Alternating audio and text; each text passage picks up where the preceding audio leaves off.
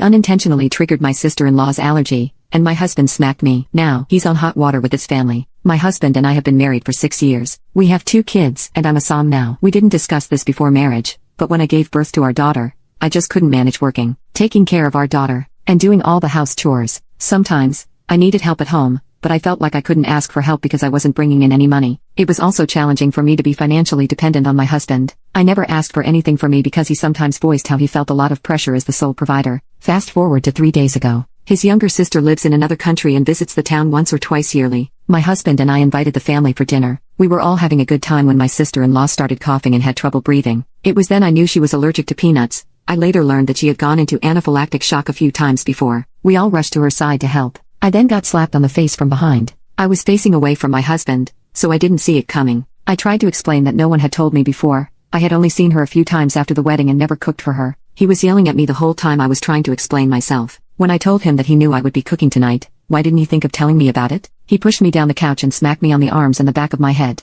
His family rushed to us and stopped him. They checked if I was okay for a minute, then returned to my sister-in-law's side. His older brother stayed by my side to ensure I was okay and to see if I needed anything. After a few minutes, my husband returned to the living room and acted as if nothing had happened. My brother-in-law asked him if he had told me about their sister's allergy before, and he didn't answer. I told him I never knew about it, until now. My in-laws checked on me one more time and then excused themselves. Only his older brother stayed with us. He asked me if it was the first time my husband laid his hands on me. I couldn't answer with my husband sitting across from us. He suggested we take some time to process and think about what just happened. I left that night with my brother-in-law and took my kids with me. I'm still with him and his wife. My family lives in another country. My brother-in-law and his wife suggested I stay until my husband realizes what he did. My husband did apologize but said he panicked and was scared for his little sister. He kept repeating that if I had cared enough about his family, I would have asked him if anyone had any allergies since I was the one cooking for the night, and he blamed me for his brother's reaction. I need to figure out where to go from here. I have no relatives to stay with until I sort everything out. I only have one friend and can't stay with her. I grew up in a house where being grabbed by the face or arm was normal, but what happened that night was a little too much. I want my kids, and I don't want to lose them because of my decision. My husband suggested couples therapy yesterday.